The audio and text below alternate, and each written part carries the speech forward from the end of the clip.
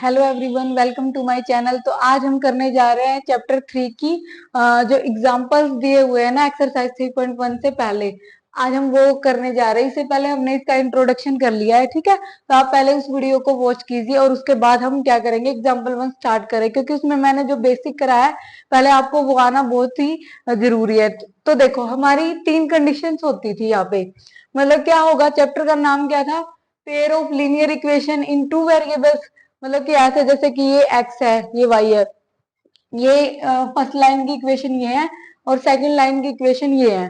First line में जैसे x हो गया, y, ये दो वेरिएबल हो गया, ऐसे इसमें ये हो गया। तो इनको इसमें बोला क्या गया हमें, check graphically whether the pair of equation is consistent, if so solve them graphically. ठीक है, इनको हमने देखना है कि क्या ये जो दो इक्वेशन दी गई है वो कंसिस्टेंट होंगी। देखो, कंसिस्टेंट इन्होंने तो वैसे ग्राफ से बोला है, लेकिन हम वैसे भी चेक कर सकते हैं।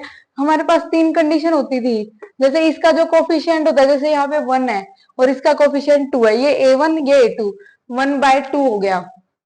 अगर ये दोनों नॉट इक्वल आए तो वो कंसिस्टेंट होता है। और एक और ऐसे ही, जैसे ये b1 ये b2, ये c1 ये c2। ठीक है, तो देखो क्या करना है हमने, अगर ये वाली कंडीशन आ जाए कि तीनों ही इक्वल हो तो वो होता है इनकंसिस्टेंट। और इसमें एक और चीज होती है कि ये कंसिस्टेंट भी होता है और इससे हमें ये पता लगता है कि लाइन इंटरसेक्ट करेंगी।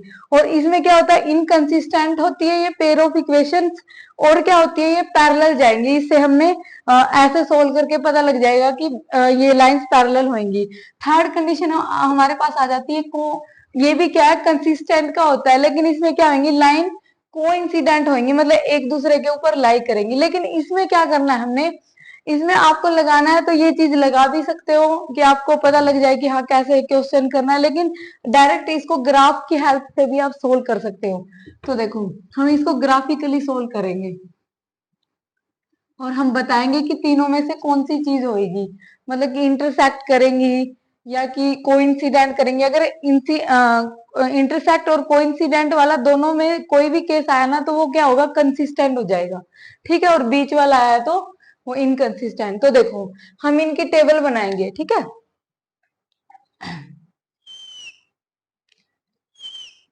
जैसे कम से कम दो दो वैल्यू ले लीजिए आप इसके लिए, ये x ये y। ये मान लो हम इस इक्वेशन की टेबल बनाने जा रहे हैं, ठीक है। तभी तो ग्राफ बनाएंगे ना हम। और ये दूसरे वाले की है, x y। ये हमारी इक्वेशन क्या है, 2x minus 3y equal to 12। हमने क्या करना है, एक्स वाई में से एक अपने आप से पुट करना और दूसरे की वैल्यू निकालनी है। जैसे मैं आपको रफ में करके दिखाती हूँ। जैसे x प्लस 3y है, हमें शॉर्ट शॉर्ट वैल्यू बनाने ताकि ग्राफ को ज्यादा बड़ा ना करना पड़े। हमने ग्राफिकल वैल्यू को मान लिया, लेट x इक्वल टू 1 है यहाँ पे।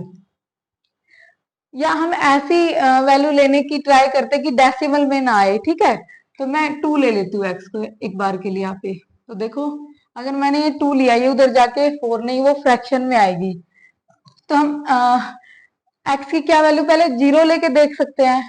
एक्स हमने जीरो ले लिया, यहाँ पे जीरो पुट किया, प्लस 3y इक्वल टू 6। तो 3y इक्वल टू 6 और y यहाँ से आ गया हमारा 6/3, 3 2 जा 6। तो जब हमने x को जीरो लिया ना तो y हमारा क्या आ रहा है, 2 आ रहा है। ठीक है, एक बार y को जीरो पुट करके देख लो, क्योंकि सबसे इजी वैल्यू यही होती है। लेट y इक्वल टू 0, मैंने इसमें y जीरो किया, x plus 3 multiply 0 equal to 6। तो x प्लस 0 आ गया इक्वल टू 6। तो x आ गया हमारा यहाँ से 6। तो जब मैंने y को जीरो पुट किया तो x की वैल्यू आई 6। अभी के लिए यही वाली वैल्यू ले लो। 3 भी निकाल सकते हो आप, थोड़ा और इजी हो जाएगा ग्राफ आपके लिए, लेकिन मिनिमम 2 तो होनी ही चाहिए। अब हम इसके लिए वैल्यूज निकाल के देखते हैं। ऐसे ही इसमें लेट कर लेते हैं। पहले x क्या है हमारा, 0 है, तो x 0 थे, पूरी टर्म 0 होगी, माइनस 3y इक्वल टू 12। तो y क्या हो जाएगा, हम 3 को उधर ले जाएंगे, उधर जाके डिवाइड में 12/3, 3 4 जा 12। तो y आ गया हमारा -4। तो हम यहाँ पे पुट कर देंगे, x 0 है तो y हमारा -4 आ रहा है, ठीक है। ऐसे ही कोई दूसरी, या y को 0 ले ले हम, let y equal to 0। 2x minus ये पूरी टर्म 0 हो जाएगी, तो 2x इक्वल टू 12 और x आ गया हमारा 12/2, 2 6 12, तो y को 0 लिया तो x आ गया हमारा यहाँ से 6।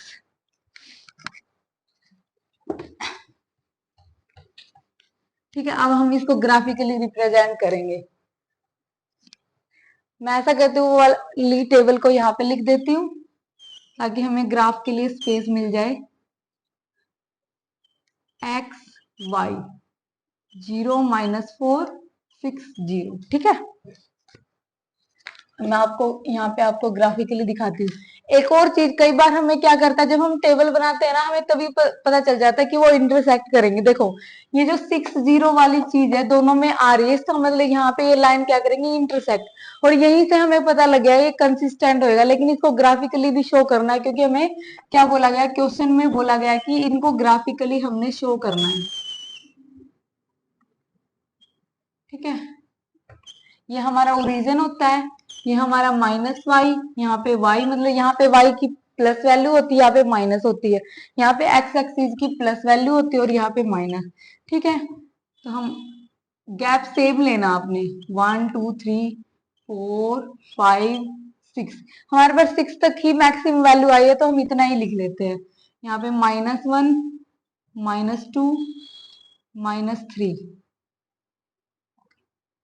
-4 और -5 -6, ऐसे यहाँ पे 1 2 3 4 5 6। ठीक है, आपको गैप सेम लेना है इनका, -1 -2 -3 -4 -5 एंड -6। ठीक है, अब ये वैल्यूज देखनी है।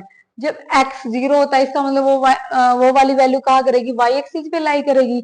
y इक्वल टू 2, y2 कहाँ है ये, तो यहाँ पे x तो 0 होएगा ना, तो ये वाला पॉइंट हो गया वो, यहाँ पे x 0 और y हो गया 2। दूसरा x 6 है और y 0 है, तो x एक्सिस पे y 0 होता है, तो x 6 यहाँ पे है और यहाँ y 0 है, तो x 6 और y 0, तो ये ग्राफ कुछ ऐसे जाएगा। ठीक है,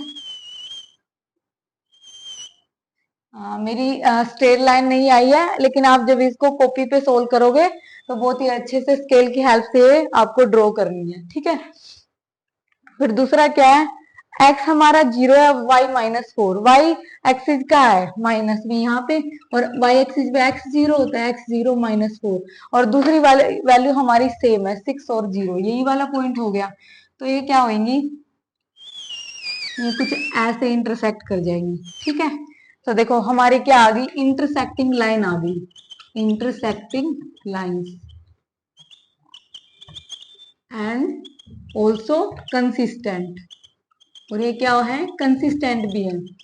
ठीक है, हमने इस टाइप के क्वेश्चन को ऐसे ही सोल्व करना है। आप a1/a2 not equal to b1/b2 वो वाले मेथड से भी पहले पता लगा सकते हो कि लाइन इंटरसेक्ट करेंगी, पैरेलल जाएंगी कि कोइंसिडेंट होंगी, लेकिन इन्होंने बोला था आपको ग्राफिकली सोल्व करना है ये चीज, तो इस टाइप से आपको करना है। ठीक है, पहले टेबल बना लेनी है और फिर देखो वैल्यू सेम आए तो हमें वहीं से पता लग जाएगा कि इस पॉइंट पे ये इंटरसेक्ट करेंगी। इस तरह से आपको ग्राफ बनाना है। आई होप आपको बहुत अच्छे से समझ में आया होगा।